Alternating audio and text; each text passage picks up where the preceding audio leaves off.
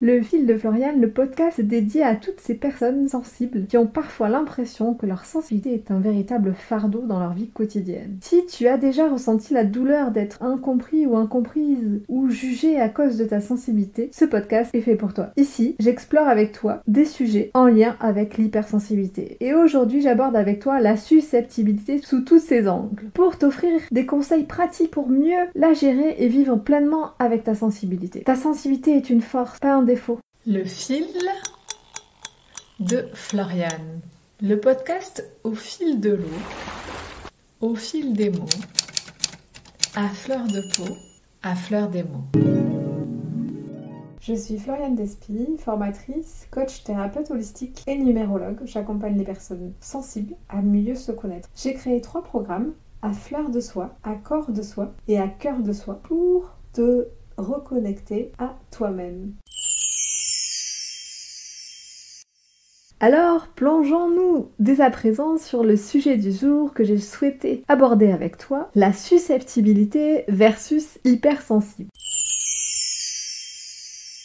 Qu'est-ce que la susceptibilité? C'est une disposition à se froisser, à s'offenser facilement, à se vexer facilement. Ne l'agace pas, elle est très susceptible. Cela peut être aussi de l'amour-propre excessif. On retrouve aussi dans le dictionnaire une deuxième définition du mot susceptible qui admet qu'on lui applique telle action. Un projet est susceptible d'être amélioré. Alors, passons maintenant à la susceptibilité versus sensibilité. Le sensible ressent les émotions de manière très intense. Quelqu'un de susceptible est vexé par une remarque qui ne correspond pas à ses attentes. Alors, dans le cas d'une personne qui est à la fois sensible et susceptible, elle résulte d'une sensibilité très élevée et d'un manque de confiance en soi, un certain orgueil parfois.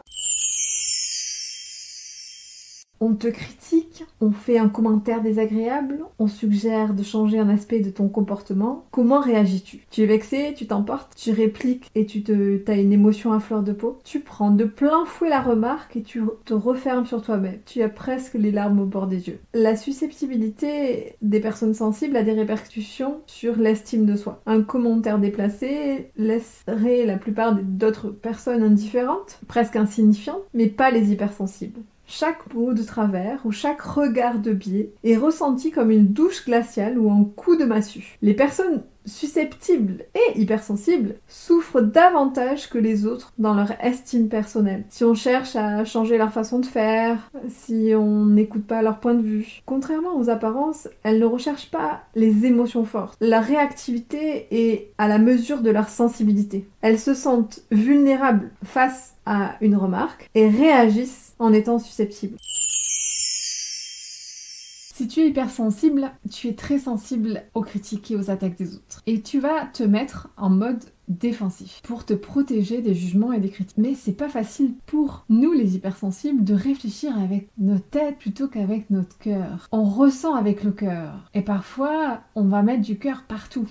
Et il est difficile pour l'hypersensible de mettre ses émotions en état de veille. Comme il a une sensibilité exacerbée, il est facilement affecté et il est souvent susceptible parce qu'il vit beaucoup l'intensité des moindres événements de la vie quotidienne. Il est parfois même très difficile pour l'entourage de comprendre ce qui le bouleverse tant. Et cela peut donner des personnes qui donnent l'impression d'être toujours sur la défensive. Je sais pas comment toi tu es, mais moi étant petite, j'étais plutôt très fermée et très dans la distance. Je me rappelle de ma grand-mère qui me faisait des remarques parce que j'étais pas forcément toujours souriante. En fait, je ressentais, et puis j'avais entendu qu'on avait dit du mal de quelqu'un ou de moi, et j'avais pris vraiment la mouche. Ça me fermait complètement à toute discussion. D'ailleurs, j'étais pas forcément comprise dans mon excès. On comprenait pas pourquoi je prenais la chose bien plus importante que ce n'était. Je pouvais ruminer une réflexion qu'on m'avait faite, alors que pour la personne, c'était presque un langage courant, une réflexion qu'elle pouvait placer partout. Mais pour moi, ça l'était pas. Mais il y a aussi une deuxième attitude, c'est soit en effet la défensive, soit le masque de l'indifférence, qui fait passer les êtres sensibles comme froids ou insensibles. Mais en fait, dessous, c'est pas du tout ça. comment faire avec cette hypersusceptibilité qui colle un peu à l'hypersensible? Quel est le chemin pour réguler cette susceptibilité? L'idée, c'est d'aller vers plus d'acceptation de soi, d'accueillir les critiques sans être bouleversé. Ok, tu vas me dire, mais ok, mais comment on fait?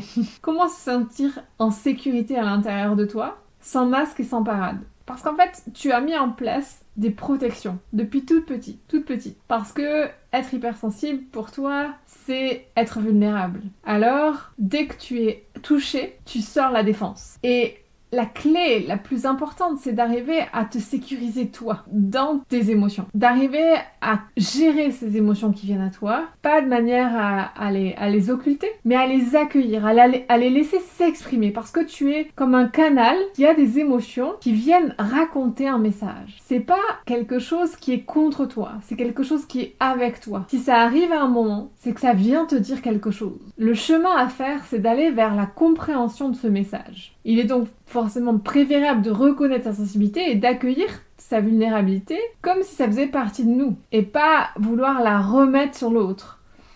Quand on est susceptible, on va se sentir attaqué. Qu'est-ce qu'on pourra mettre en place? C'est de la contre-attaque. Ce qui est pas du tout efficace puisqu'en face de nous, quelqu'un qui a fait une critique, pour lui, ça l'atteint pas du tout. C'est pas du tout le même degré, la même façon d'expression de lui-même. Donc c'est pas sur ce chemin-là que le sensible peut se faire comprendre.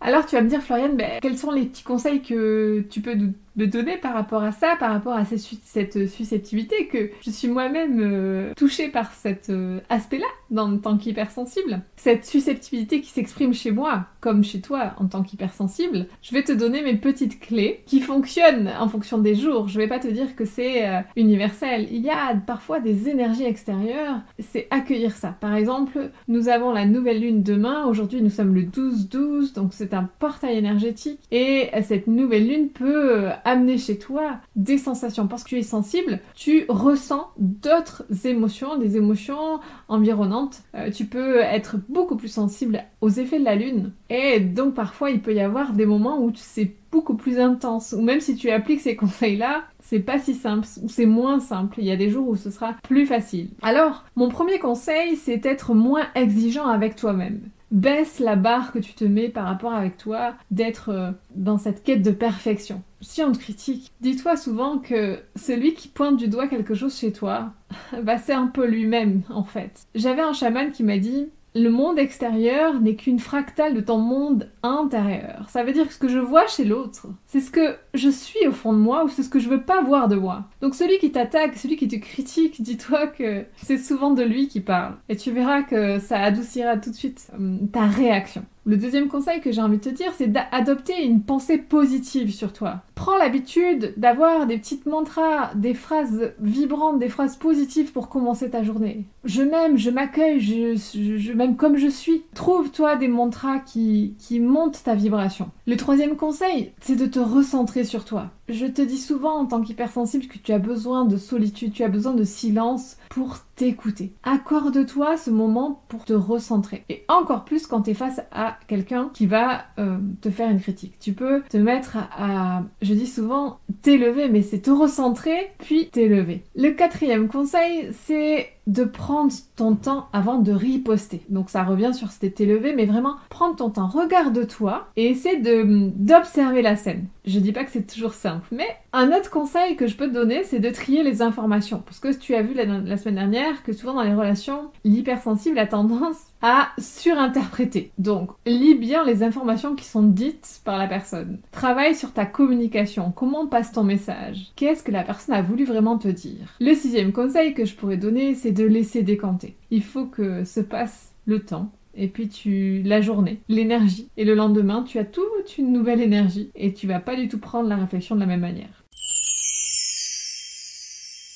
Et enfin, j'avais envie de te donner des petits conseils à tester plutôt, pour mieux répondre à certaines critiques. D'abord, essaye de vraiment garder ton calme. Parce que quand tu cherches à répondre, tout de suite, tu as l'émotionnel qui part. Essaye de faire un petit peu de respiration, de recentrage, pour pouvoir parler avec calme. Tu peux aussi repousser la réponse à plus tard. C'est souvent le mieux pour pouvoir ne pas t'emporter et riposter trop vite. Tu peux aussi exprimer ton ressenti à l'autre. Et enfin, tu peux essayer de poser plus de questions. Peut-être que la personne est maladroite, ou peut-être qu'elle n'a pas voulu vraiment dire ça. Pour finir ce podcast sur la susceptibilité et la sensibilité, j'avais envie de te dire que ce qui est important pour toi, c'est de ne pas trop anticiper sur ce que la personne peut dire. Et quand tu ressens une réflexion qui te touche, c'est de venir questionner ta réaction. Qu'est-ce qui se passe dans ton corps? Pourquoi tu es si touché? Essaie d'aller voir la réponse à l'intérieur de toi. Quelle est la partie de toi qui te parle et qui crie une blessure? Peut-être cela amènera un désir de te faire aider, de te faire accompagner pour prendre soin de toi et prendre du temps pour toi. Alors pour conclure, j'ai envie de te redire, ta sensibilité est une force, c'est pas un défaut. Plonge au cœur même de ta susceptibilité, qui peut te sembler parfois pesante, mais cela va t'aider à mieux comprendre tes réactions, à mieux comprendre les parts de toi qui sont blessées, qui ont envie de parler. Tu verras aussi que parfois, ce n'est pas toi qui réagis, tu ressens une forme de colère de l'autre que tu viens exprimer, parce que la personne qui t'a fait la remarque te renvoie ce que lui, il est. Alors voilà tout ce que je voulais te raconter pour aujourd'hui. J'espère que ce podcast du 12-12 à 12h12 t'aura apporté des petites clés pour mieux comprendre ta susceptibilité qui rentre en ligne de compte dans ton hypersensibilité. Accepte-la, ne la renie pas. Ok, tu es susceptible, voilà. Moi j'ai fait la paix avec ça en fait. On me trouve susceptible, c'est ok. Maintenant j'apprends juste à mieux gérer et comprendre pourquoi cette susceptibilité elle est là, parfois c'est moi, parfois c'est pas moi. Et l'idée, c'est vraiment d'explorer ça. Je te souhaite une très belle nouvelle lune. Alors, oublie pas aussi que avec les énergies de nouvelle lune, de pleine lune, souvent, chez toi, cette susceptibilité, elle est exacerbée. Donc, accueille aussi si tu es une femme avec tes cycles et donc tes menstruations, elle peut être accrue, cette susceptibilité aussi. Et l'idée, c'est de s'accueillir, c'est d'aller explorer et de prendre le temps de se retrouver avec soi. Et tu vas voir que tu auras des réponses. Parce que tu as derrière cette sensibilité un très beau cadeau qui est celui de ressentir les choses de manière intense. Et ce n'est pas une tare, c'est une très belle qualité parce que c'est comme un radar d'alerte qui te dit attention. Maintenant, il faut que tu apprennes à avoir le code de la route pour ta sensibilité. Voilà, je te souhaite une belle nouvelle lune et donc attention avec les émotions. Pose des nouvelles intentions parce que c'est une nouvelle lune en Sagittaire et l'idée c'est d'aller viser les étoiles pour atterrir sur la lune. C'est vraiment ce que nous impulse cette nouvelle lune en Sagittaire. Alors ose, crois en tes rêves, crée la vie de tes rêves et cesse de rêver ta vie. C'est vraiment la phrase clé de mes programmes. Si tu as envie d'aller visiter mon nouveau site sur lefildefloriane.fr. Je te dis à la semaine prochaine pour un dernier épisode pour ce mois de décembre, le 22 décembre. Et je vais te parler des maîtres nombres en numérologie. Et je ferai une pause pour les fêtes. Je reviendrai sur le mois de janvier avec sûrement que 2 podcasts par mois parce que j'ai ce désir de ralentir un petit peu par rapport au nombre d'épisodes que je fais tous les mois. Je te souhaite une très belle semaine et je te dis à très bientôt.